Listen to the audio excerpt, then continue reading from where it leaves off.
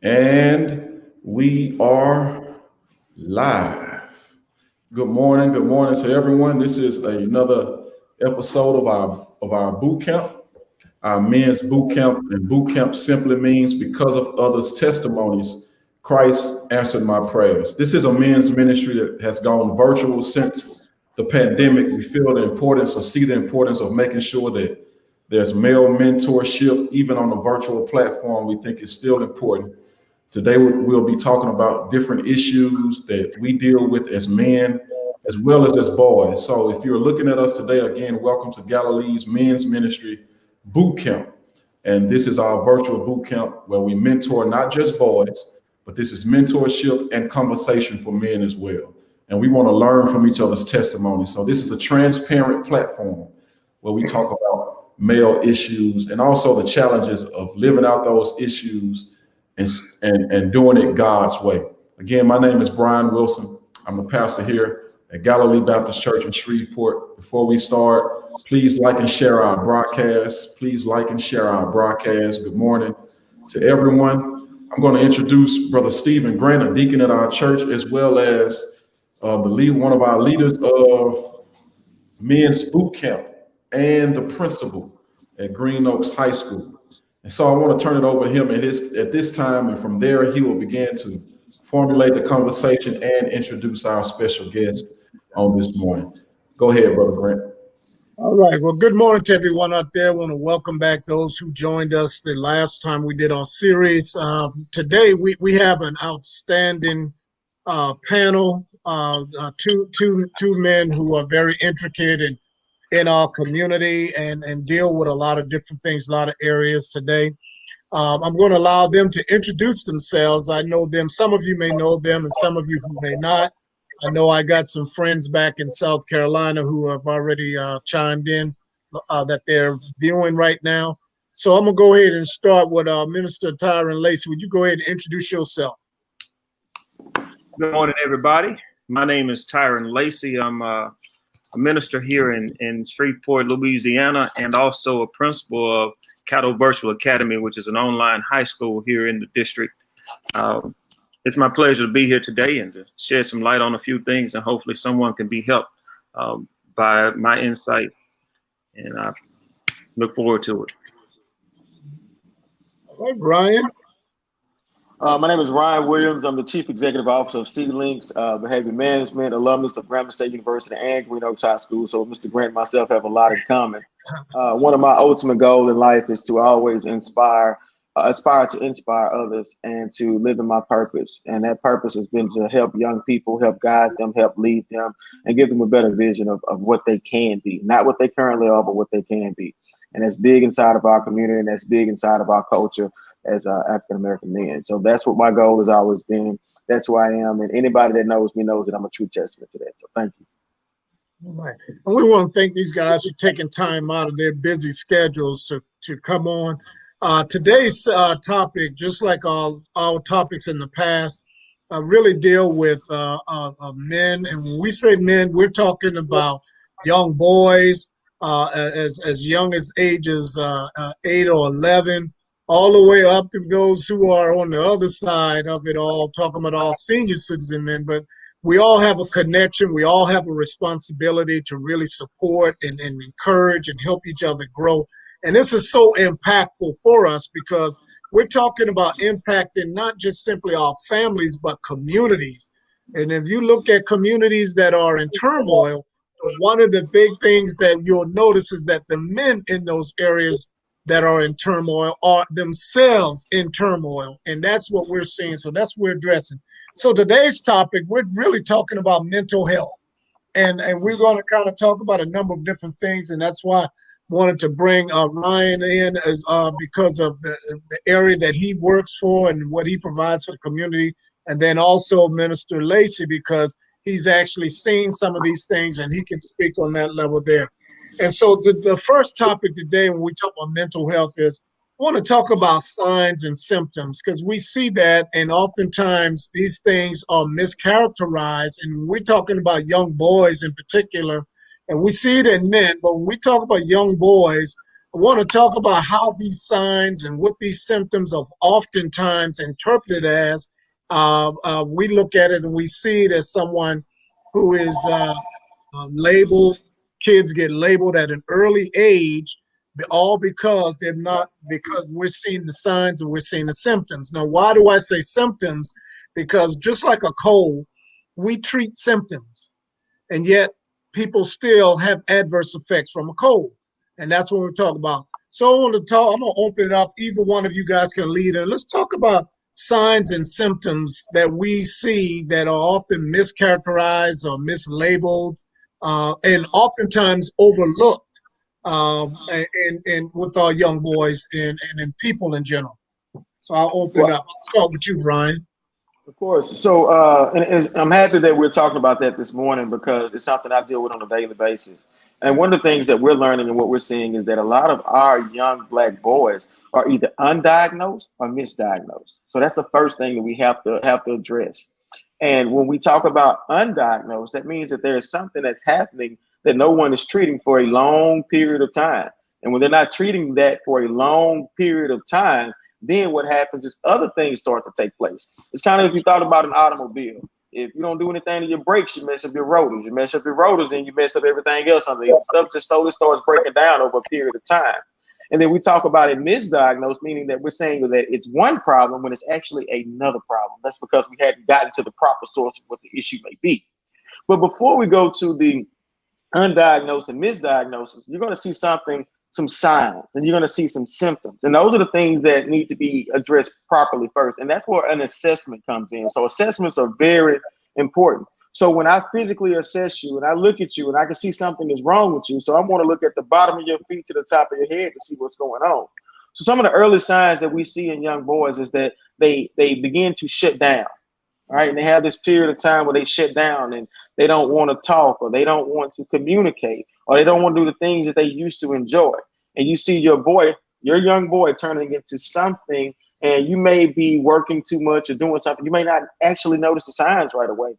And as parents, as educators, as mentors, as men in the community, it's up to us to pay attention to what's going on, and then try to figure out what are the signs, what do they look like? Is he sleeping too much? Is he eating the wrong foods? And nutrition plays a huge part into our mental health as well. And I think a lot of people don't really know that or understand that. And then we start looking at what are some of the symptoms, what's being displayed, what can we actually see?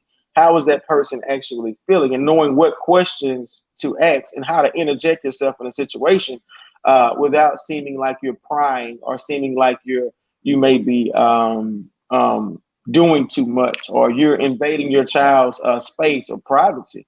And then also being able to define what a sign and what a symptom is. And that's very important as well, as we define what are the signs, what are the symptoms, what are the diagnoses, and how we diagnose it, and what's the underdiagnosis, and figuring out exactly what's going on and seeking professional help. I've learned, and since I've been in this business, is that when we look at it from a cultural aspect of it, is that we're used to taking care of things inside of the home and not going outside of the home. I tell people all the time, it's okay to have God and have Christ, but also have a therapist as well.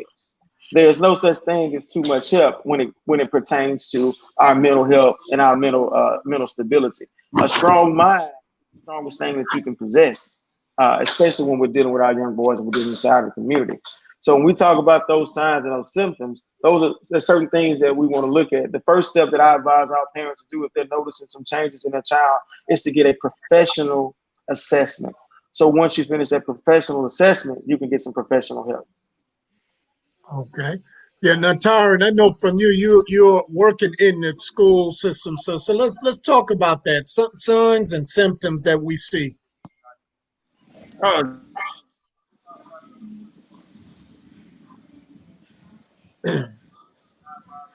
Like Tyron froze up. Are you still there? Yeah, go ahead, Tyron. Okay. Like we were talking a minute ago about what Ryan was saying with kids being withdrawn, you start to see those things where those students start to withdraw. They don't talk as much. They may have a more aggressive behavior, standoffishness. that you normally don't see in a student, who has good health, good mental health. They become withdrawn. Their lack of motivation, sleeping a lot, wanting to hang out, segregating themselves or ostracizing themselves from people who really love them.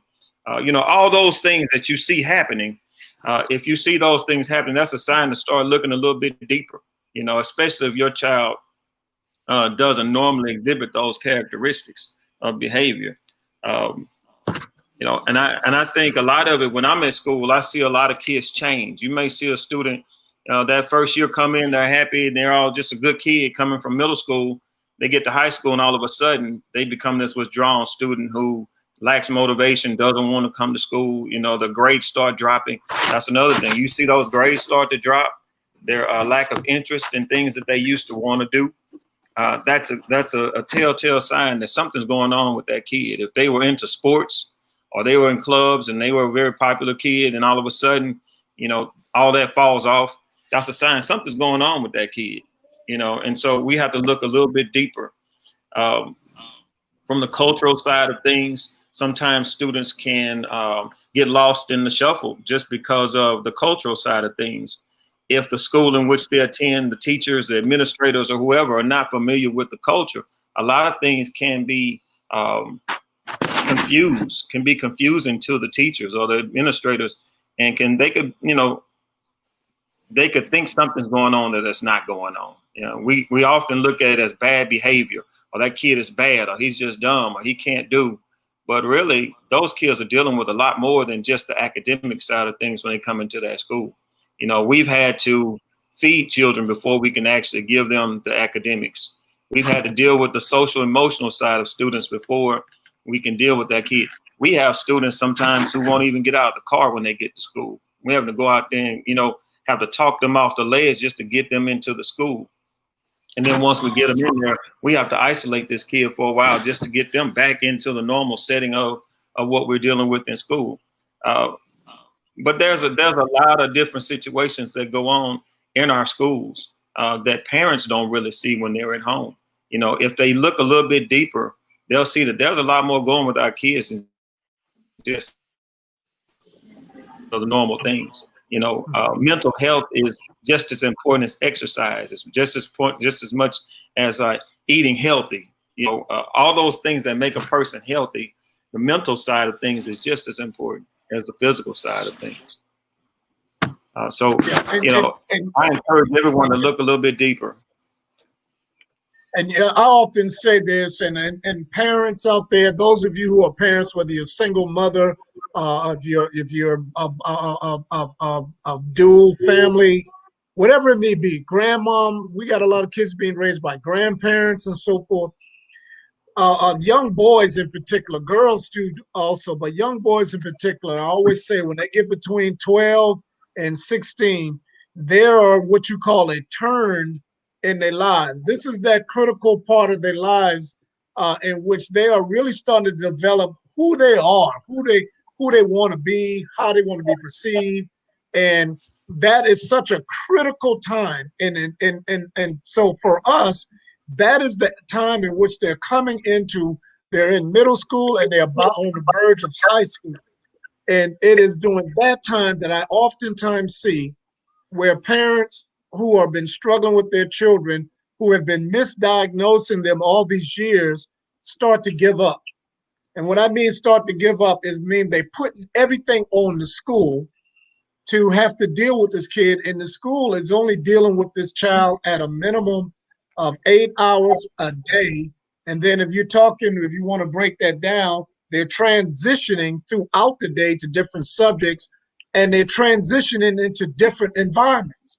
Each classroom presents a different environment, and if that environment is not conducive for that student, you see these kids act out. And that's why you can see certain students always seem to get removed out of this teacher's classroom, but not the other teacher's classroom. And because each classroom represents a different environment. So if you're in high school and you're on a 7-period day, that's 7 different environments that student has to adjust and readjust throughout the day. Now, I'm not making excuses for students and their behaviors, but I want people to understand when we're talking about a child who is dealing with mental health issues, the inconsistencies that they may have to deal with in lives contributes to this. So if a home is inconsistent, and then they got to come to school and the values of the school is different than what the values are at the home, you're going to see these issues. And that's why parents oftentimes will not understand why their child is acting this way when they get at school, but they don't see this way when they're at home. And so we're looking at that. So what winds up happening is we see the symptoms of kids acting out, and we also see that we have boys in particular, and because we're dealing with men, that these boys are developing who they are in their minds, and then they're being inundated with everything that's on television, everything that's online, their friends. All of these things here are contributing factors to what we're seeing with these kids. So let me ask you this, guys, and you tell me this. We see this older. Once they get older, we're still seeing guys having these same issues, but although they're in their 20s and sometimes in their 30s, they're operating as if they're actually still teenagers. Well, let me say this. So when you're talking about mental health, that diagnosis is not determined by age. If they had that diagnosis at 10 years old, they're going to have it at 20 years old and 30 years old. Thank you. You mentioned the word. You mentioned the word a while back. You talked about turmoil, and you talked about when a person is in turmoil. If no one ever relieves them from that turmoil, they're going to continuously be in it, and it's going to cause other issues along the road. When we talk about mental health, we have to talk about some of the um, what do they call it? Myths about it, right?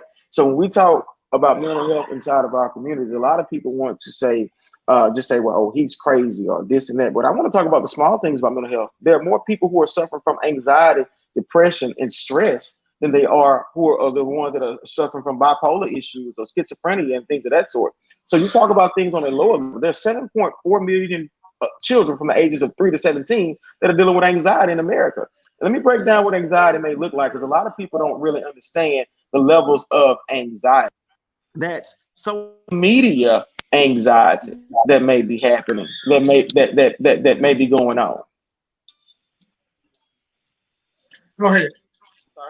Media Go ahead, Ryan. anxiety that may be going on, that you have to deal with, and that's the pressures of them to look like this, to act like this, to be like this, to be on a certain level.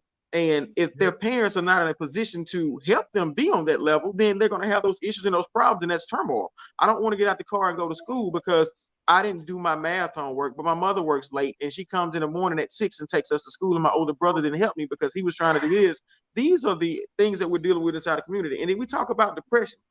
Right now, there are more kids who are committing suicide that look like you and I right now than they ever have. Ever. Yes. Ever. So we have to address that, and we have to look at that from that perspective. So when I wrote down anxiety, I wrote down depression, I wrote down stress, the last thing that I wanted to talk about was trauma. We have a lot of children who are dealing with childhood traumas that grow up and be adults that never live past those traumas. So you may be looking at a 25 and 30-year-old man who is still that 13 or 14-year-old boy who watched his father get killed, who watched his mother get beat, who watched a close friend of his who may have killed himself or have killed somebody or may be in jail. These are the traumas. When we watch the news and we read the newspapers and we see these things happening, best believe there is a child or a young person who is involved in that situation who may not ever get the help that they need. So now they grow up into this angry adult who has to deal with the issues and the problems. And because of that, now we have more issues stacked on top of more issues. I want to go back to something else that you talked about too, Principal Grant. You talked about the kids and how the parent may push it all on the school. I have something that I developed when I was in grad school, and it was called the 100% rule is what I call it. And I call it the perfect environmental shift. A perfect child, and there's no such thing as a perfect child, but a perfect balanced child in society will have 40% of what the community has to offer, 40% of what the home has to offer, and 20% of what the school has to offer. Right. Why do we call that the perfect balance? If the home provides 40% of what's going on, meaning that it may not be the best home structure, but they're providing some structure. If the community, which may not be the best community, is still providing 40% of the structure, and it is conducive to the child's adolescence and their growth, and then the 20% comes from the school, that means that they're a well-rounded child who can adapt into society. So that's the 100% rule in the environmental shift that grows that child, because now they have a perfect piece of everything that they can grow past and grow up with. So when we talk about mental health, we want to look at turmoil, we want to look at trauma, we want to look at anxiety, we want to look at depression, which I can define all three of those in a later conversation, or if anyone has any questions about them, because there are kids right now who are dealing with depression, who are dealing with anxiety. And when Minister Lacey talked about a kid not wanting to get out of the car, that sounded like his anxiety was flaring up and he didn't know how to handle it. No one was there to teach him how to handle it. And he don't want to go to that school. Right, and I'm glad you said that. And Tyron, I don't know if you've ever used this when you were in the classroom as a classroom teacher and so forth, but one of the things I found value in was having students meditate on a particular quote, scripture, just sort of a start off class, instead of starting off class jumping right into it, having kids to come down and just think introspectively. I found that to cut down on nearly 90 to 95% of behavior outbursts and things of that nature, and to have kids talk and reflect. Now, the reason I say that, because one of the there's some evidence that when students are able to have a 5-10 minute period of just calming, just whether whether you're closing your eyes and just meditate, and that these things actually help kids to learn better, because they're able to kind of block out a lot of stuff, de-escalate from within. And I found that to be valuable. I don't know if you've used anything like that, but I when I was growing up, a teacher of mine used to always put something on her board when I was in school. And it might be something as simple as you get what you give, and had us to explain what did that mean from our perspective. And so I used to always put quotes on the board, things like nothing is accomplished in a dream. What does that mean? I want you to write about that, think about that. That used to be my bell ringers. The bell ringers people do today where they jump right into the lesson. I didn't do that. My bell ringer was something introspectively. What does deal with you? From your perspective, Tyron, what are some things that you've seen, maybe you've used, or that the school can use to kind of address this as a whole that you've seen? Well, I tell a lot of parents, and you said this a minute ago, that they want to push it off on the school, and they want to look to us for all the answers, and they want us to have to deal with whatever it is. A lot of times they'll send their kids to school because they don't want to deal with what's going on at home with that student. And for us, and for me talking with parents, I'm trying to help them to understand that it's a holistic thing. It's not just about the school. It's not just about the home, but it's about every environment that student comes in contact with.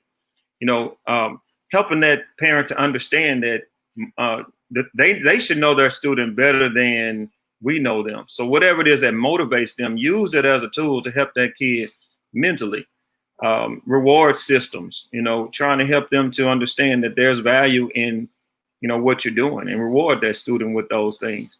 The comfort level. I think, there are parents who have gone so far as to allow students to have pets for their comfort, service dogs or animals and things like that they may have to bring to school just to bring that anxiety level down. Whatever it is that triggers that, because most of those students who have high anxiety, there's a trigger there. There's some trauma or something that took place in that student's life that you have to find out, get to the root cause of what's going on with this kid. So we work hard at trying to get to the root cause of it, and then we can work with those students. I know scripturally, it says that, you know, we should meditate on these things, those things that are pure, those things that cause you to think on good things. When the Bible speaks of that, when you said that, that's where my mind went, is that you get their minds prepared just like you do anything else. When in sports, before you hit the field or before you hit the court, you know, you start warming up, you start stretching, you start going through plays, you start looking at the things that need to be done before you actually hit the court. I think it's very important that we do the same thing academically. When we go into the classroom, get their minds right. You know, once their minds are stable and their minds are right and they're focused on the things that they're about to go into, they're going to be a lot better prepared to perform in that classroom. I want. Go ahead. Go ahead. Finish up, because I got a question I want both of y'all to respond to, and I'll let Ryan respond to it first. But go ahead, finish your thought there, Tyron. It may be leading right into what you're about to say, but, you know, it's just about the mind and how, you know, once the mind is right, then everything else can flow. If the mind is not right, then you're going to have a lot of confusion. You're going to have a lot of things going on with that student that you normally wouldn't have if they were stable. I want to hear what the question is, but I think it's going to lead right into what I was just about to say. I want y'all to think about this statement here, because we're talking about kids and the homes and the environments they're coming from. And I want y'all to think about this statement here. Hurt people hurt people. And we talking about kids who are coming with anxiety and crisis, but they're oftentimes being raised with parents who are sometimes themselves in crisis or have anxiety, or they have different things. And just like we oftentimes talk about generational poverty being developed, we're seeing where there's generational mental health issues coming through, where the student themselves have issues that have been sort of brought upon about, you know, the environment, but also the parents. Because when I deal with some kids who are in these categories we're talking about, and the parents come in, you see the parents in a certain way. So talk about that statement that I just made. Hurt people oftentimes hurt people as it relates to the children, the parent, or the environment. Ryan, I'll start with you. That's a very, very true statement. You do have young people who witness things, who see things, or who are affected by certain things that they display upon others. We live in a society that has normalized so many things as it pertains to weaponry, as it pertains to abuse, as it pertains to murder. Those TV shows like the First 48 or different shows like that people sit up and watch all day, and then allow that to engulf their spirit, or the games that the children play, Call of Duty and Grand Theft Auto. So they've normalized so many things to where to them it's not so much about hurt, it's about I have to, you know, get my revenge back, or I have to do what people have done to me. It said that, you know, we should all love each other. We should love one another. That's the ultimate goal and the ultimate gift of life, is loving each other. But when you don't see love, when you don't feel love, when you don't have love, when love is not a part of your everyday life, when you don't have that, then you don't know how to display it. So you grow cold and you grow bitter. You don't grow better, you grow bitter. And when you grow bitter, you start looking at things totally differently. So now that you see that you are hurt inside, you want other people to feel how you feel. Mr. Grant, if I'm having a good day and I walk up to you, I want you to have a good day too. Mr. Lacy, if I see you and I'm having a good day, I want you to have a good day too. But if it's a cloud over my head and I'm having a bad day and I see you, I want to mess your day up too. And oftentimes that's what happened. Our kids are so hurt and they've dealt with so much turmoil and so much trauma to where they're having so many bad days, they don't even know what the good days feel like. And because they haven't had any good days and love hasn't been shown to them properly, proper love, then now the only thing that they know how to do is show hurt or show abuse or show abandonment, you know, because it's going to always be an issue. Mr. Lacy, when you talked about a kid noticing the difference, it's going to always be an issue. It's up to us as adults and the people that are around them to find a way to solve that issue. Think about having a broke finger and no one heals that broke finger. They can't heal itself. You just keep playing with that broke finger. Eventually, that broke finger is going to eventually decay and die. That's what's happening with our young people's minds. Nobody is helping and healing their minds and hearts. So basically what's happening is their hearts and their minds are dying off, and no one is able to step in and say, listen, what's going on with the decay of your heart, or what's going on with the decay of your mind? And when we don't touch on that and we don't deal with that, that causes lingering issues and lingering problems. So now that 16-year-old hurt child that wants everybody to have a bad day, he's a 22, 23-year-old hurt man who has a weapon and may have a children and may have a family that he's putting hurt on each and every day. And that what happens then, those kids that he's raising become hurt kids and they want to hurt people. And it just continues and continues and continues until somebody says, hold on, let's stop this. That's why you have generation of fathers and sons and children who are in jail together. I could tell you 2 or 3 families right now where the grandfather, the father, and one of the sons are all in jail together. And it's because nobody broke that generational curse. Nobody stepped in and said, what's the turmoil? What's the issue? What's the stressor? What's the problem? How can I help? That's the issue. So hurt people do hurt people, but we can stop hurt people from hurting people by changing the scenario, changing the situation, and changing the placement of what's going on in the family and breaking that cycle by starting to show more love than we show more hate. I just chimed in real quick. We had a comment from MacArthur Clutch that says the symptoms of childhood PTSD are often misdiagnosed and incorrectly characterized as special education diagnosis in many schools. Most Absolutely schools, right. yeah, he says most schools are woefully unequipped to deal with those issues. This is unfair to the child, school, and all involved. So can you all talk a little bit, address that a little bit, and then to piggyback off of what Ryan talked about, how this issue could actually be generational. And really, if we could just talk about it and just narrow it down. I want to go ahead. I want to highlight MacArthur Clutch because that's one of my good friends. We coached together in Marshall, Texas. He was our defense coordinator. Actually, he was the head coach and AD there. He's from Minden. His sister is Hardette Harris, who owned up north. Yeah. And so he deals with SPED. He works in the SPED department in Texas and school. So thank you, Thed, I just want to shout Thed out for that. That was a great impact there. But go ahead. Who wanted to chime in? Can I chime in on that? Can I chime in on that one? Yeah, go ahead. The question that was asked was about PTSD and special education and so forth. And you're absolutely right. That can be misdiagnosed. A lot of times we look at the academic side of things and saying the grades are bad, the behavior is bad, but not looking at the root cause of what's really going on there. It's almost like a student who is an English language learner who may be a Spanish speaking student. Well, they label that student as special ed as if they can't learn or there's a learning defect. Well, it's really not. It's just that they don't know the language. If you put everything in their language, they may be an A student. It's the same thing here as it relates to PTSD and special education. You have to get to the root cause of what's really going on. That kid may be a brilliant kid, but has a lot of things going on in their life. There may be some crisis, some trauma that took place in their life that they just can't break through. I think a solution to that, a lot of that is going to be when you sit down and have these meetings at school and so forth, bring the right people into the room. Because you need someone who specializes in that in the room. You need someone in the room, those counselors and so forth. And then with the parents, I think the parents play the most critical role in that they have to be transparent. You know, a lot of times they expect us to be miracle workers. It's like going into a doctor's office and not telling him all your symptoms and expecting him to be able to help you.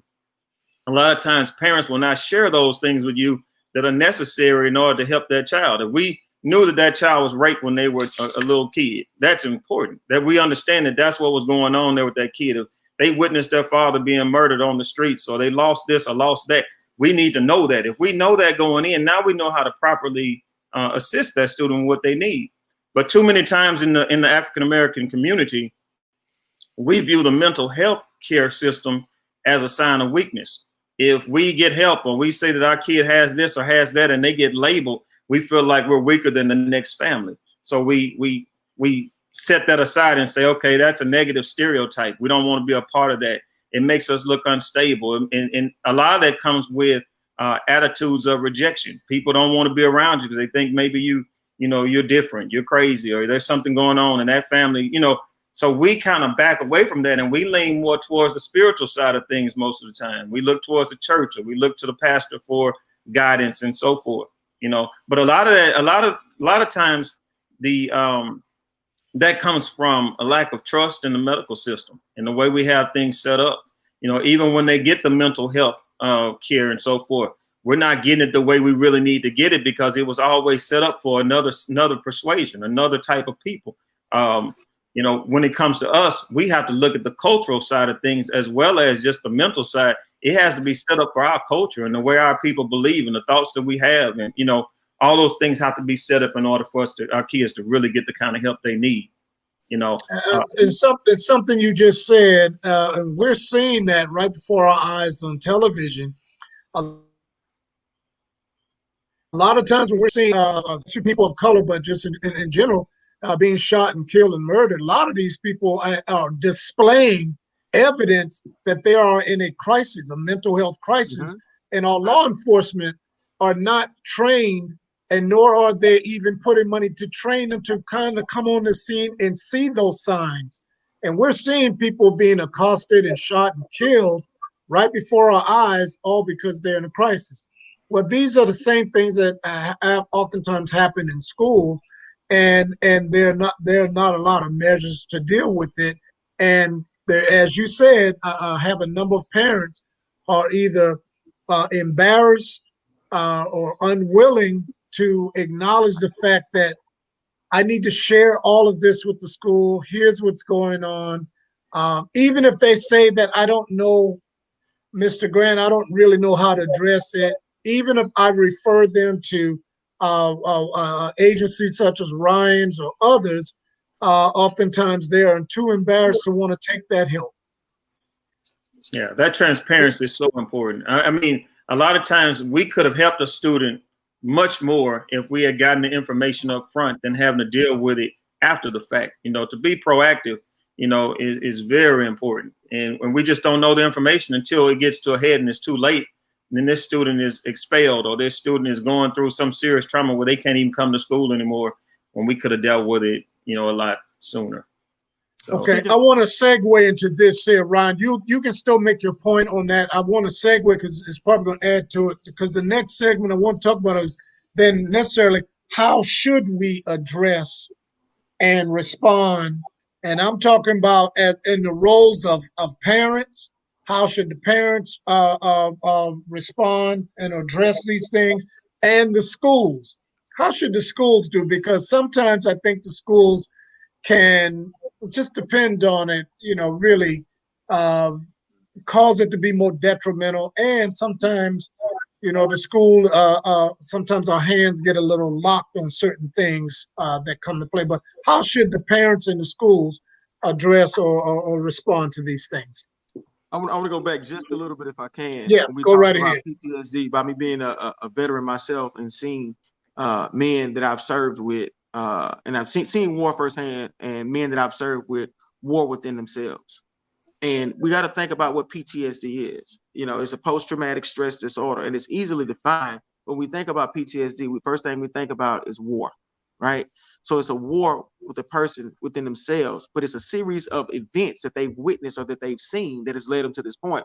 If I can, I'll share a quick story. My brief stint as a teacher at Woodlawn High School, working in teaching world history.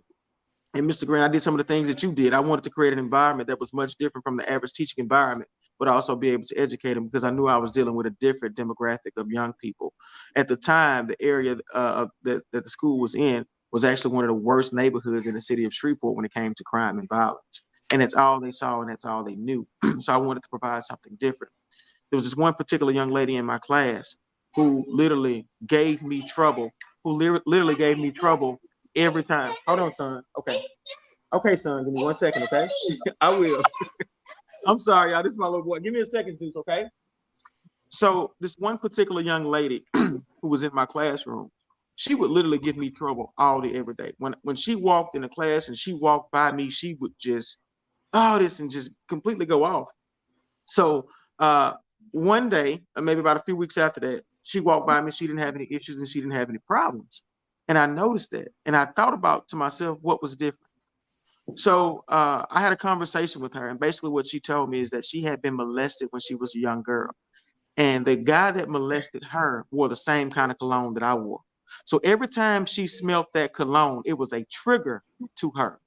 One thing we got to understand about PTSD, there's going to always be a trigger, whether it's a noise, whether it's a smell, whether it's a sight. There's something that's going to trigger that person's PTSD. What we have to do is figure out what is that trigger and what's causing that trigger and eliminate that, or figure out ways of doing it. Now, as a teacher and an educator and a responsible man, do you think I ever wore that cologne again? I did, because I didn't want that student to feel that way again. And after I stopped wearing that cologne and I got an understanding of who she was, she ended up being one of my best students. She couldn't concentrate and she couldn't focus because every time that she smelled that cologne, it just threw her into complete turmoil. Now, that was something small and that was easy to figure out. And after I had built a relationship, she was able to tell me what was going on. But think about kids who don't feel safe at school. And they don't feel safe at school. And there's something called felt safety. And that's something we have to define as well when we're talking about PTSD. Just because our school is safe, that doesn't mean that our children feel safe at school. And it's something that we have to talk about, and it's something that we have to really, really, really define. Also, we have to create an environment where our parents feel comfortable enough to tell us what's going on with their children without it being a ton of gossip. So parents are afraid that what's going to be said after the fact of what goes on once they tell you that my son witnessed my boyfriend beat me. You know, they're not going to come out and tell you that, because now they're going to be ostracized, or they're going to be judged, and they're afraid of that. And that's another issue that we have inside of our community. Think about those series of events that cause those issues and cause those problems. Who has to actually deal with it? How do we respond? What does our response look like? What do our response look like? And Principal Grant, you said something that made a lot of sense. We are investing in the wrong thing, right? We need to invest in the treatment and the cure instead of the after effects, which is the jailhouse and the juvenile courts and things like that. We need to address it on the front end and not the back end. When you think about something like childhood PTSD, that is going to cause a lot of issues, that is going to cause a lot of problems, because no one is addressing it. So we have a kid who does not feel good and does not get a good education. And we know when we poorly educate our children, they make poor decisions. And when they make poor decisions, they end up becoming victims of society. And what you said is right, and that's why I had your group come on campus and had another group, and we need to be more proactive and getting ahead of it before it become issues. Just like school gathers data to determine what we need to do academically, we need to gather data on students. Like coming into this school year, I already know what students had issues from last year. So why wait until they start to get into trouble to try to address it? Let's address it now. Let's get them into programs, mentorship, people coming to deal with them, helping them to develop this idea approach. I had a situation just this week, where we had a young man been acting out several times this week. So brought the parent in, parent return conferences, talk about here's what we want to do, ma'am. Set up some of the parameters. We're going to have him check in with this person every day so that he can get this, and we're going to do all of these little things that we said we want to do to make it successful. The parent told me, she said, Mr. Grant, I'm sorry, where's the attendance person? I said, what are you talking about, man? So where's the people that come and just put them in alternative school? I said, this is not an expulsion here. And I said, I'm trying to avoid expulsion. That's why we're doing this. She wants to put him in AMI. I mean, and I told her, I said, ma'am, we're not trying to do this. I said, I'm not in the business of putting kids out of school. I'm trying to keep them in school. We got, the boy is a bright kid. All of his teachers said the same thing, that he's doing X, Y, and Z. They said, but he's more than capable. And the parents said, Mr. Grant, I don't have time to keep coming up to the school. And I said to her with a straight face, because I'm very straightforward with my parents, I said, have you given up on him? He's just 12, you know? And she's like, no, I just don't have time. I said, and so, we had to talk, and I told her I want to reconvene a meeting with her.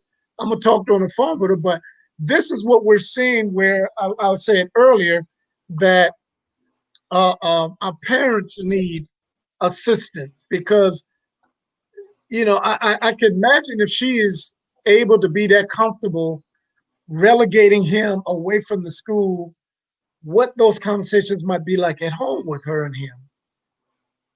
So That was one of those situations where I'm talking about that we need to be proactive as opposed to being reactive. It may be a situation where somebody gave up on her at some point in time. Yeah. And it's so easy for her to give up and quit because she's never had anybody to be there for her. It may be a situation where she has 5 other kids at home and she's like, well, listen, I'm going to look out for the ones who are not doing bad or getting in trouble. It could be a variety of situations, but it's also good to give her the resources that she needs. What you implemented and what you said makes a lot of sense, that we're going to try to save him instead of giving him to the system. And her only idea was, hey, I'm gonna give him to the system instead of trying to figure out a way to actually save him. And that's something that we have to look at and we have to address as well. She has some things that she has to deal with personally because she can't help him if she can't help herself. That's the main issue and the main problem. And she don't know how to help him or help herself because she has never been presented with that. That's something generational that's going to happen. So what's going to happen is she's going to give up on him. He's going to eventually meet some girl and like her and have a child or whatever may happen. And he's going to give up on that girl and that child because he's going to feel like, well, I can't be a father to this child because nobody was never a father to me. And it just continues and continues and continues. But conversations like these on a day like today that involves people who are educators can help change the situation and also change the narrative for the long-term future.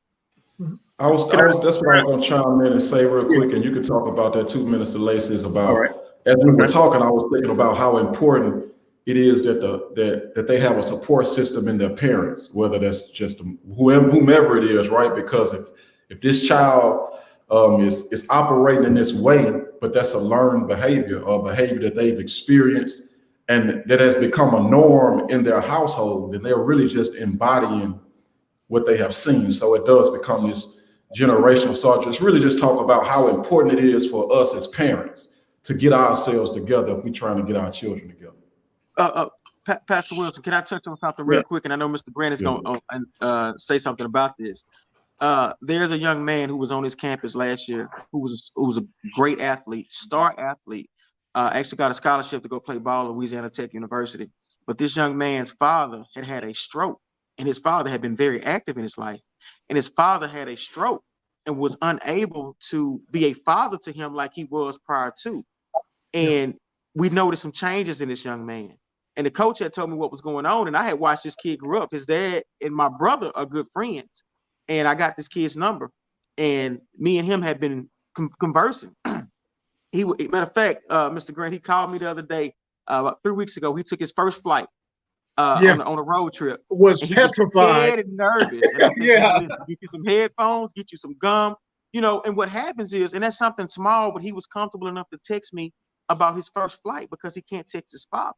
Mm-hmm. And me being connected through him, through Mr. Grant and the football coaches and people at the school was like, man, get you some gum. And, he took a flight last night and he said, I did everything you told me and it was much better than the last time. What if that kid had said, you know what, I'm scared of this flight. I'm embarrassed. I'm just going to go home and I'm not going to play football anymore and I'm going to drop out of school. Then what happens? See, those are the small things that we got to look at and we got to address and start helping our young people, because if he had never been in contact with myself and others about what was going on with him, how will we be able to help him? So, Mr. Grant, by creating that avenue at the school and saying, I got somebody I want you to check in with every morning. So if he doesn't check in and he's not at school, we need to know what's going on and where he's at so we can get him to school. Just like the young man that's at Louisiana Tech University. He checks in with me. He texts me. I can show you my phone where he's texted me and said, well, listen, I'm having trouble in this class. Son, they got tutors for you. You're an athlete. Find your tutor. Him being able to find a tutor and being able to say, well, yeah, I found my tutor and she's going to help me with such and such, such and such. These are the small things that we got to do so that before they become big things, because now he's comfortable at school. He's able to take that flight, so forth and so on. And that made a world of a difference. Yeah. Okay. And I wanted to chime in on that. I think part of the question was about what schools can do. We have some positive behavior support systems set up in the district in which we are, where we seek strategies and interventions to help students other than suspending those kids. I think that's very important. So often, especially in some schools where the culture is not understood, our kids are going to be suspended more times than the average white student or Asian student or whatever, because they don't understand our culture. What we have to do is learn how to have more patience and compassion for our students, our African American Black students, and start to mentoring and start to put them in activities, things that's going to make them better, whether it be school activities, clubs, sports. Get them involved in some things that are outside of their norm. So often we just throw them to the dogs and say, okay, he can't do anything, but this kid has never been accepted. This kid has never been said, hey, I think you'd be great at this, or why don't you join this club? I think you'd be a great leader. We have to teach these students how to become overcomers. And as they start to get better and better, we reward them along the way. Don't wait till they do something huge, but the little small steps. This kid may not have had any friends, may not have talked to anybody, but they made one friend today. You celebrate that. If they spoke up in class today, that's something to be celebrated. We have to do that, but we have to teach that along the way. A lot of times we want these kids to come from a reference point in which way they never experienced. You can only draw from what you experience. If I grew up in the hood and that's all I know, I can't tell you what it's like on Wall Street. I can't tell you what it's like in the suburbs. I have to experience that first before I can speak on it. And so that's where we are with the parents. The same thing. I think we mentioned, it was mentioned earlier that, those parents were children, and whatever they experience as children, if it's never been checked, if it's never been treated, they carry that into adulthood. So now we have a parent who also needs the same things. They're going to need somebody who can mentor them. They're going to need somebody who can celebrate them. So you have to tag team them also. They need some adult mentors who they can call on when things get rough. If I know that so-and-so has a great relationship with their kids, and their kids and the father have a great relationship, I might need to tag team with that guy and, come up with some ideas, see what he's doing, observe. Patience is the key. Just like we want them to be patient in the schools with our kids, we have to be patient with our kids at home. It's not, I think sometimes we think that punishment leads to healing. Punishment doesn't lead to healing. We also think that giving up on our kids and just pushing them away, they're going to get better just because we push them away. That doesn't work. It all comes back to love. And I know the Bible says that love conquers all. That's a true statement. If you love, that means you're going to be understanding. That means you're going to be patient. You're going to use wisdom in the decisions that you make for your child. And you're going to come up with some ways to make them better and not cause that situation to just spiral out of control and get worse. Because these kids are going into other things. If you don't help them at home, they're going to turn to computers. They're going to get on the internet. They're going to be in pornography sites. They're going to have lifestyle changes. You're going to see all these things you're going to see crime starting to happen with these kids. Drugs and substance abuse. All these things start to take place because they're going to, whatever void they have in their life, they're going to fill it with something. And if that is not something that's pure and good, it's going to end up being something from the streets. So we have to help our kids. We have to help our parents. We have to do everything we can. And parents have to be transparent about what's going on with them. They've experienced a lot of trauma themselves. And when you're 40 years old or 50 years old, you've experienced a whole lot of things that may have been traumatic in your life. Whether it was a marriage that went wrong or a death of a loved one that you were close to, if you've been abandoned, if you've experienced anything like that, all that plays a role with how the family comes together, and it affects everybody in that house. I'm glad you said that, because we're going to segue into a final topic about the impact on families, and I'm talking about men. And this is one of the things that for men, oftentimes men and young boys, when we were boys, we're oftentimes raised to hide our feelings, to not express how we're feeling. When you fell off a bicycle or you did something, we would tell our kids, we were told, stop that crying, you're not a girl. And so boys, more so than girls, although girls sometimes do it, but boys are bred from a young age to suppress how they're feeling if they're hurting. And we wind up growing into men who wind up going into marriages and relationships and fostering children and broken relationships, and so much so, all because I'm a man. I'm not going to show. I'm going to be tough. And we oftentimes have our male friends who even support us in that. That's one of the things, we'll support this machoism, as we call it. But when you talk about that and you add on the top of it our topic today of mental health, talk about how that is having a lasting and sometimes a detrimental effect on families. I'll say this, going back to what Minister Lacey said, and he gave some great points. If you're listening to this and you hear this, there's some thing he gave some great nuggets inside of there. Only thing that I wanted to add to that is that we got to start teaching our parents and also in the systems that we've created that you cannot just necessarily punish a child. You have to punish the behavior. That's the only way they can learn from the behavior. And the best apology is changed behavior. So you can apologize all day, but until you change your behavior, you haven't made any progress. So that's one of the things that I wanted to touch on. Another thing that I wanted to touch on is what you just said, Principal Grant, is talking about, we were taught to, when you fall, stop that crying and get back up. I'm all for the get back up things, but you need to find good, clean ways to express yourself.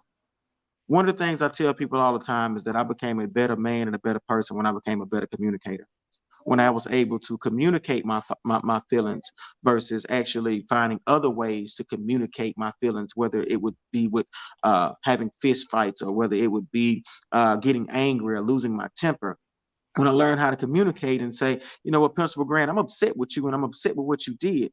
How do we fix this? Minister Lacey, I'm upset with you and I'm upset with what you did. How do we fix this? I think that we suffer a lot because we are not the best at communication when it comes to our feelings, because we've always been an emotional group of people, right? It comes out in our food. It comes out in our singing. It comes out in the way we praise and the way we worship. So we are naturally emotional people, but that doesn't necessarily mean that we are bad people. It just means that we have to be dealt with in a different kind of way. We have to be taught in a different kind of way. When we communicate and we start to express ourselves and let them know that, hey, you've wronged me and I feel hurt, it's the way that we respond to things. We got to change the way that we react and the way we respond. And it starts at a very young, small age when we start to teaching about, hey, I need you to communicate with me and tell me what's wrong with you. And when we establish a set of rules, we have this thing that we use in trauma. We talk about rules without a relationship will always equal rebellion. I can't give you a set of rules without a relationship because you're going to rebel. To stop you from rebelling, I'm going to develop a relationship and we're going to establish a set of rules and guidelines that make you understand it. And also having a routine for young Black boys and men in general. I became a better person when I established a routine and I had some discipline in my life. I had to go to the military after college to get there because I went to Grambling and we was having too much fun. So my level of discipline was not where it was supposed to be. But after I finished my stint in the military, I had a level of discipline and a level of work ethic and a way to communicate that was unmatched. And that's what has allowed me to be so successful in business and in life because of that. And I've taken a lot of the things that I've learned and established it in programs and established it inside of schools and people that I've been able to work with that have changed the lives of young people that I've had a chance to work with. So like I said, communication is definitely the main focus, how we communicate to each other and how we communicate to young people. I'm with you on that. I think you mentioned about fathers teaching their sons to be hard, and you keep your chin up, you don't cry, you don't say certain things, you don't wear certain colors, it's always that thing that that we want to make sure they're hard. But there's more than one side to a man, and we don't teach that side a lot of times. We only want to teach them how to be strong and how to be hard. But just as much as we need to teach that, we have to teach them how to be compassionate, how to be loving, how to be a good husband, how to be, a good father, how to be a good brother. All those things are important, not to a point where we make them soft, but to let them see that there's more to life than just being hard. You don't have to walk around with a frown on your face all the time.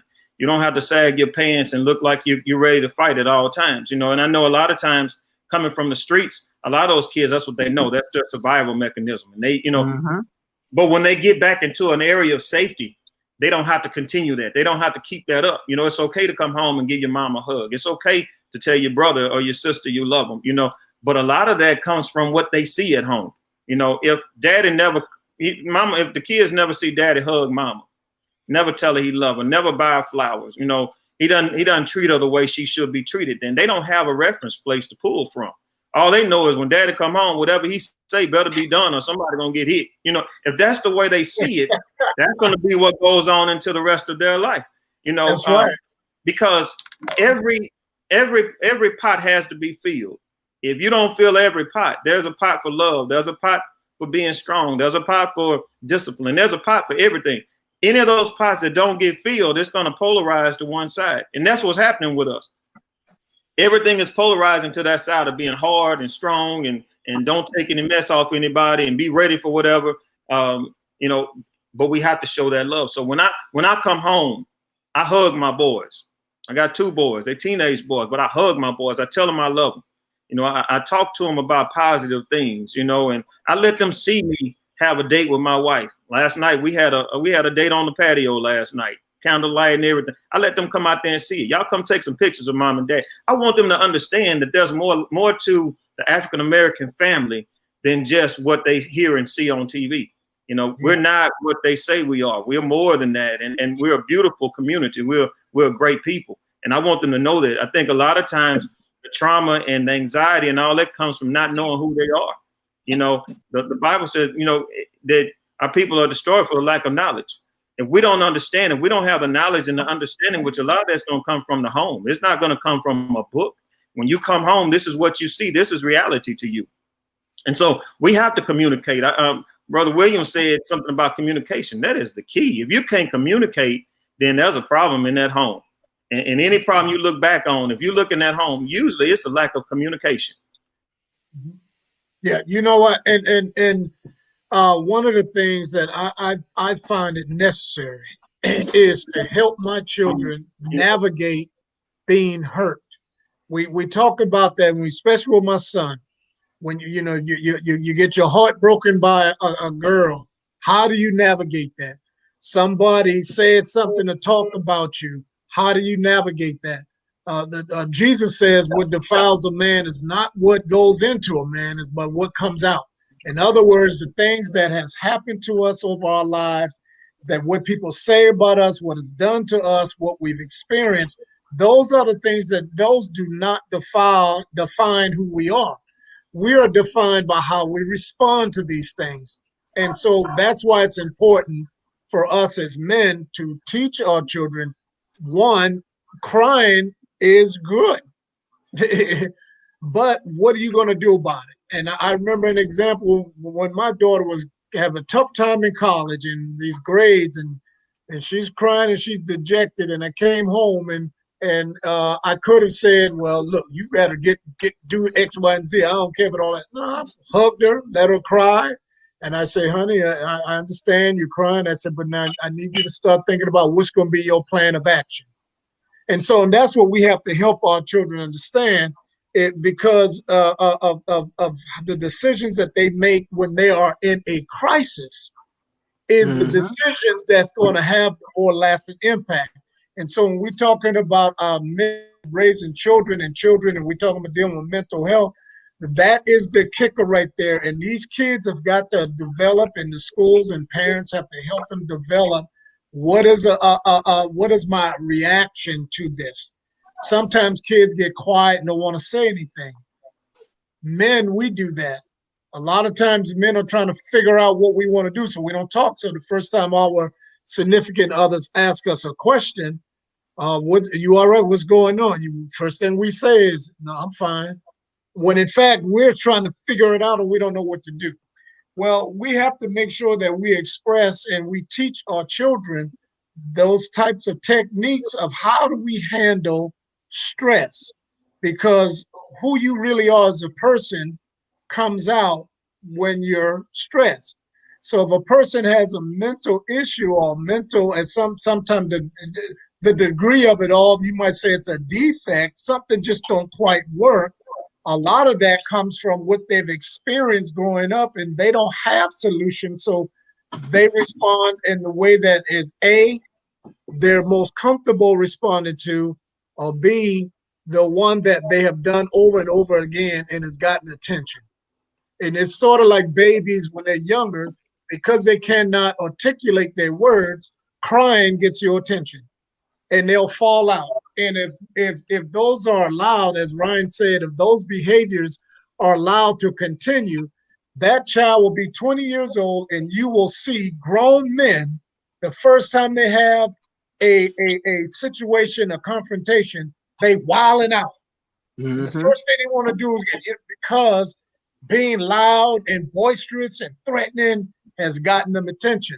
But when you teach that baby, when they fall out and you sit there and look at them and say, "You done? Okay, now let's get on up. Let's do that." When they learn that that ain't going to get my response, this is going to get the response I need, we can be better with our children.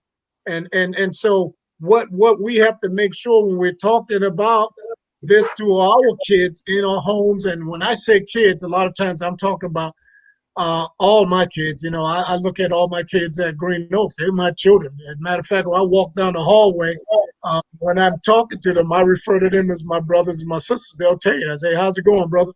And I had one of them ask me that. I said, "Because I'm responsible for you and you're responsible for me." I said, "I walked down the hallway and y'all didn't even ask me how I'm doing today, Principal Grant." So guess what has happened over the time I've been there? I walked down the hallway and I got students, "Mr. Grant, how you doing today?"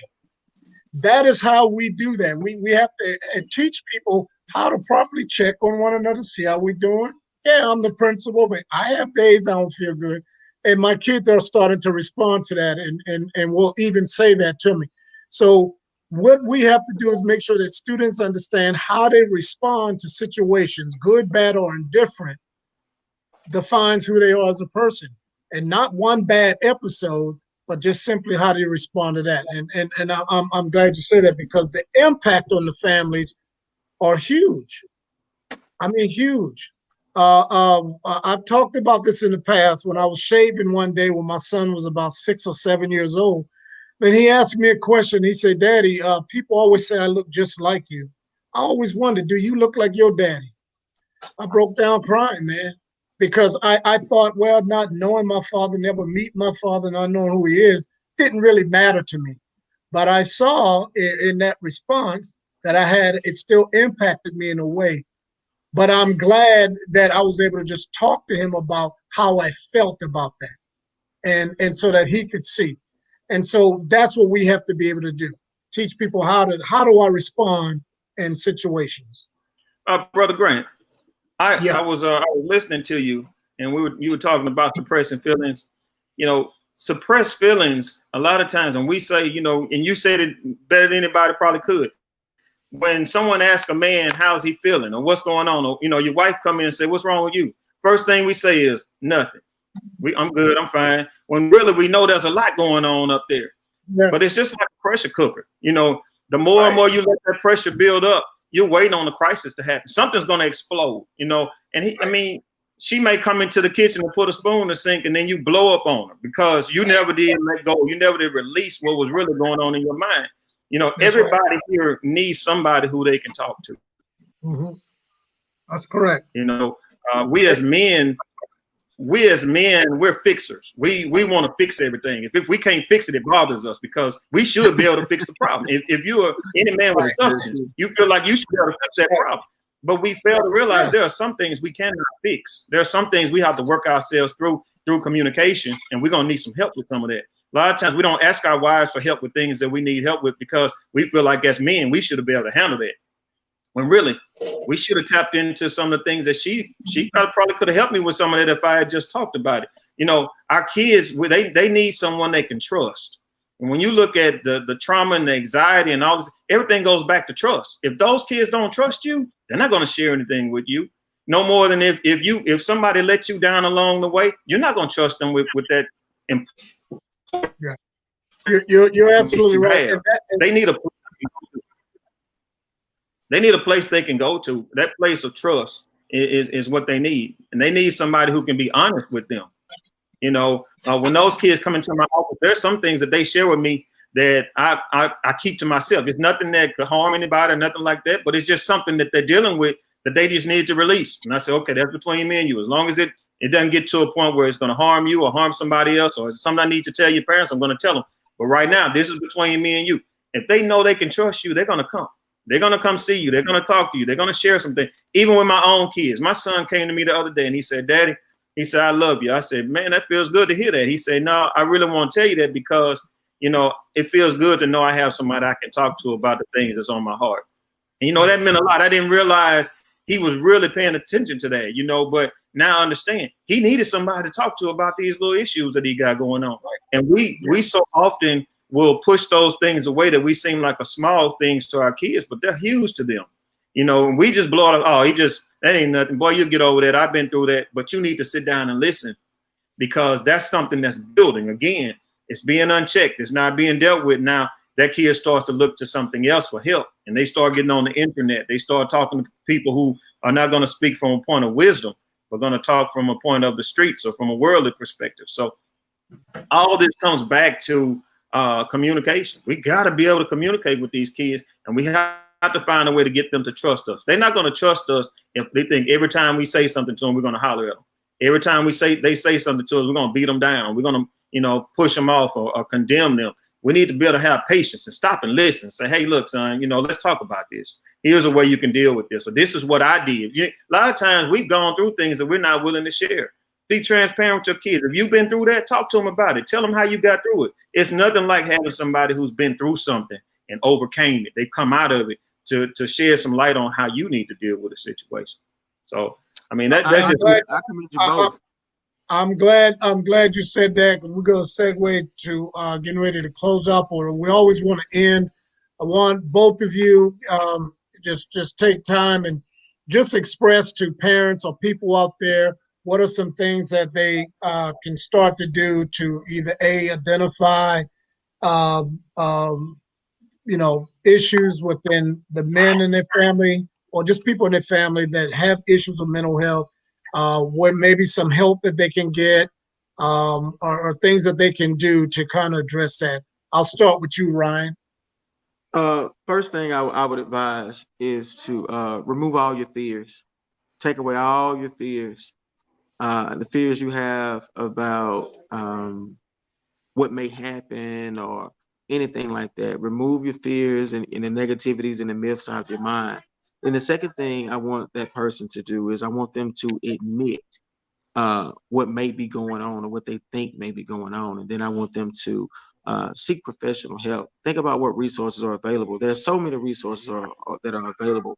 And next, I want them to think about the lines of communication.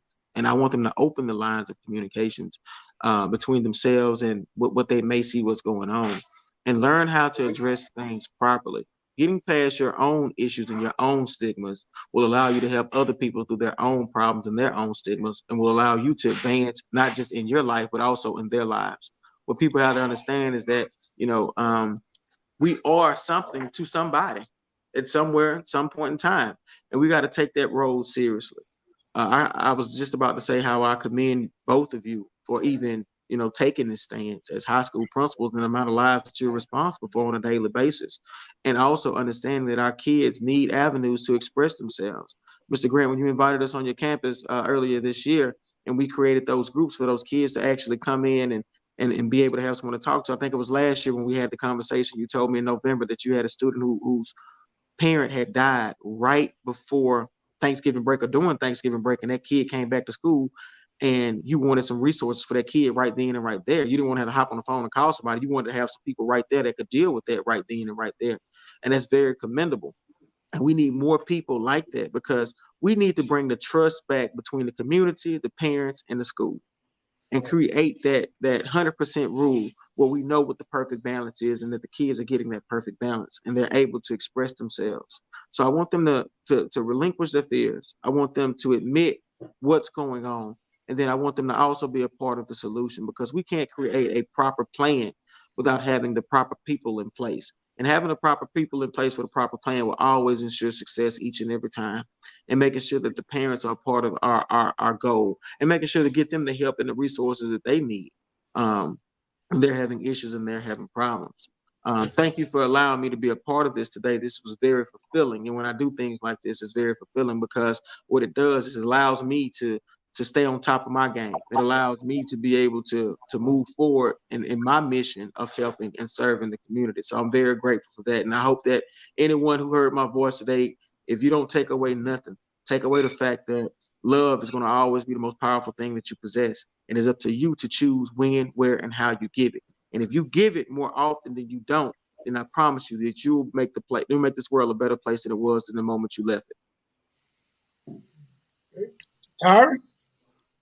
Well, I'm just going to piggyback a little bit off what Ryan said. Some things that parents can do, seek some professional help from an agency, from a church, mentor programs, those type of things for the kids.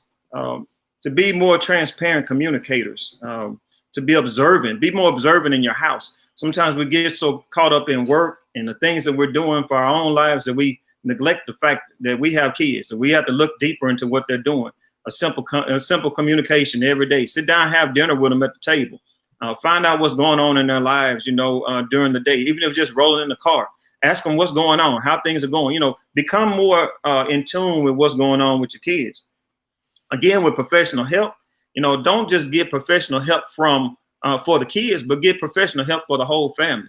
Family counseling is so important. You can sit there and point at that kid all day long, but the kid is a product of what you've done. And we hate to realize it and to really see it that way, but they're that way because you allowed them to be that way. Some of the things you did actually added to them being the way they are, and you may not be able to see it.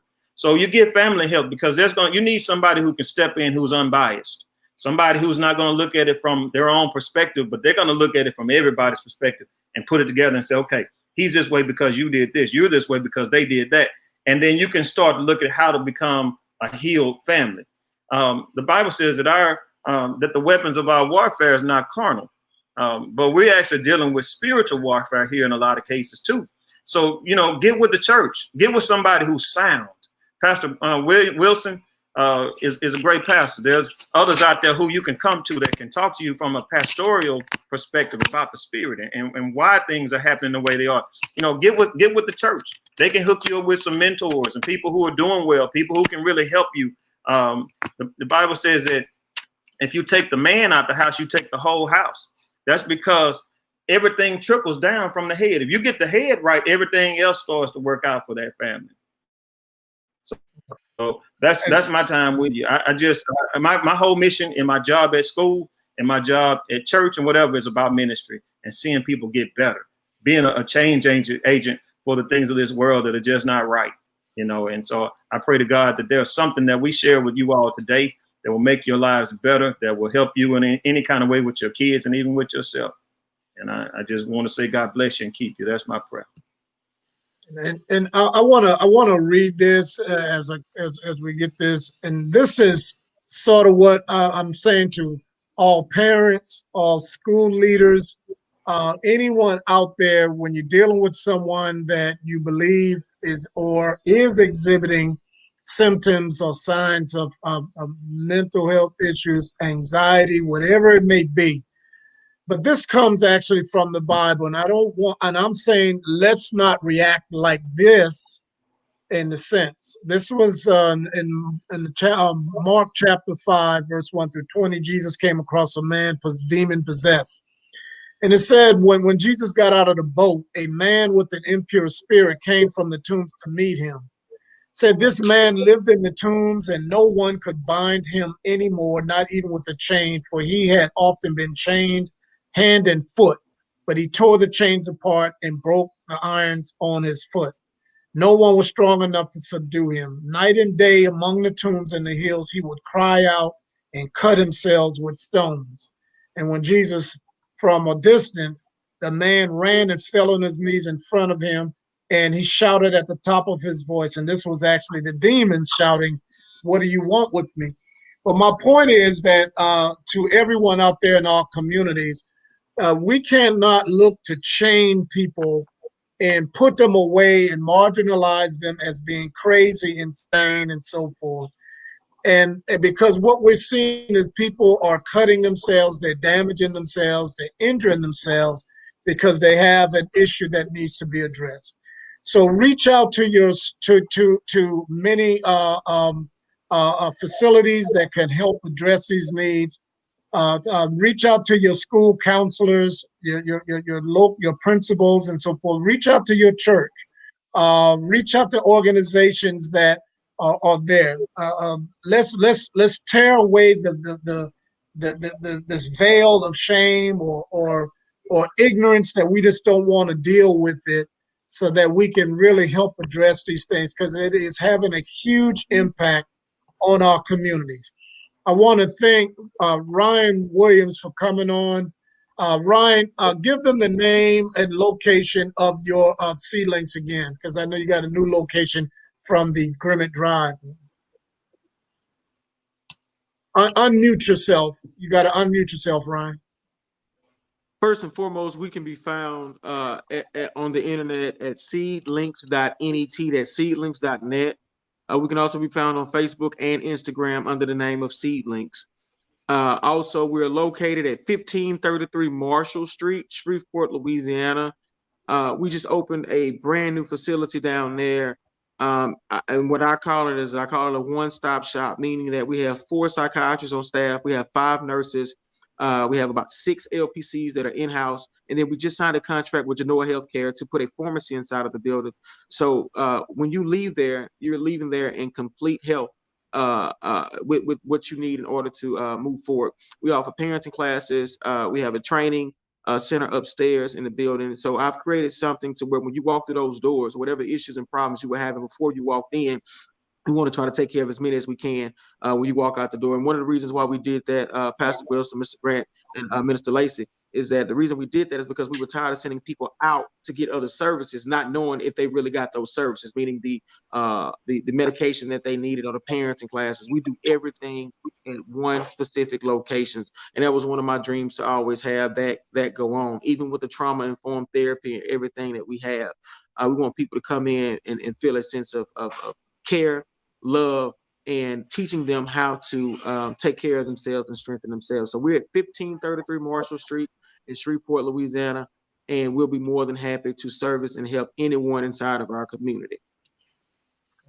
And parents, and this is for parents, I want you to know that organizations, companies like Ryan and others are willing to come work with your child once this COVID stuff can come to the schools and check on your child there. But they also come to your home. They'll make visits to the home.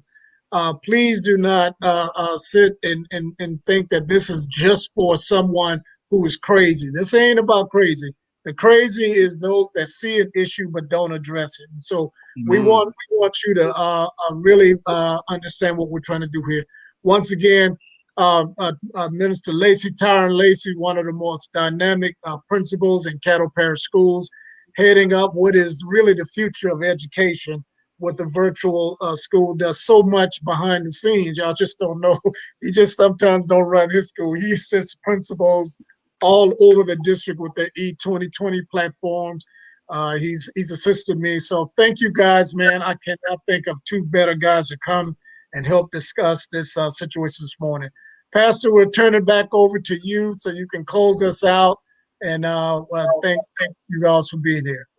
Hey, thank you all so much for coming as well. I think this is a much needed topic that we needed to talk about. And Brother Grant, if you feel the need to keep the conversation going and help as many people in our community as possible, not today, but I'm just saying a part 2 or whatever you desire. I got other things to do. We could definitely do that, but I really hope someone learned from this. And please share this broadcast on your Facebook pages, just so we can have that conversation.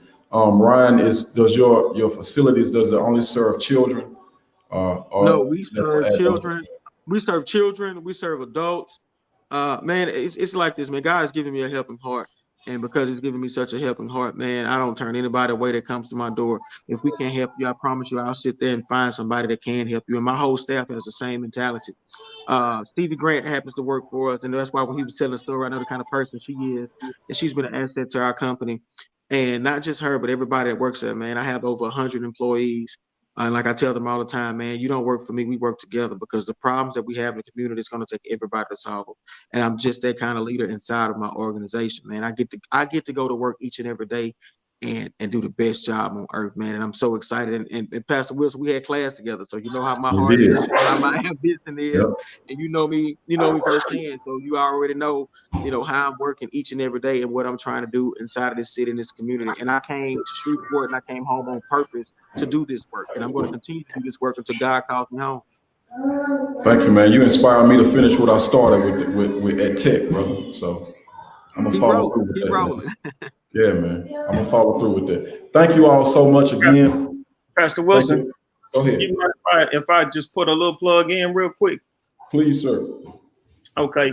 I just want to mention that Cattle Virtual Academy is an online college preparatory high school. If there's anyone out there who's looking for a more personalized education where there's low teacher ratio, right now we're an A-rated school in the district here in Caddo, and we service all students across the state of Louisiana. If you're looking for a great virtual school, we've been doing this for years now. We've maintained that A rating for quite a while now. So if you need us, we're here for you. Okay. How would they get in contact? How would the parents take the first steps to get their child? Well, they can contact us at the school. There's a website, Cattle Virtual Academy. That's cva.cattleschools.org. You can reach us at area code 318-603-5910.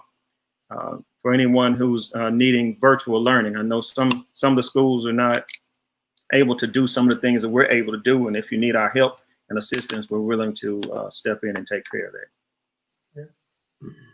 All right. And once and like I say, we want to thank you guys for coming on. And since he's plugging his school, I got to plug Green Oaks. Don't forget Green Oaks Performing Arts Academy. You guys, Always. we're doing some great things up there. We're turning green minds into giant successes, and just looking forward to another great year and moving. That's our goal there. So, Pastor, thank you. And thank y'all. And we have a church anniversary tomorrow since we're plugging 143 years right there on the parking lot. That's Church right. Without Walls at 10:15. All right. There So you y'all go. come and check us out. All Thank right. y'all so much. You guys have a great day. You too.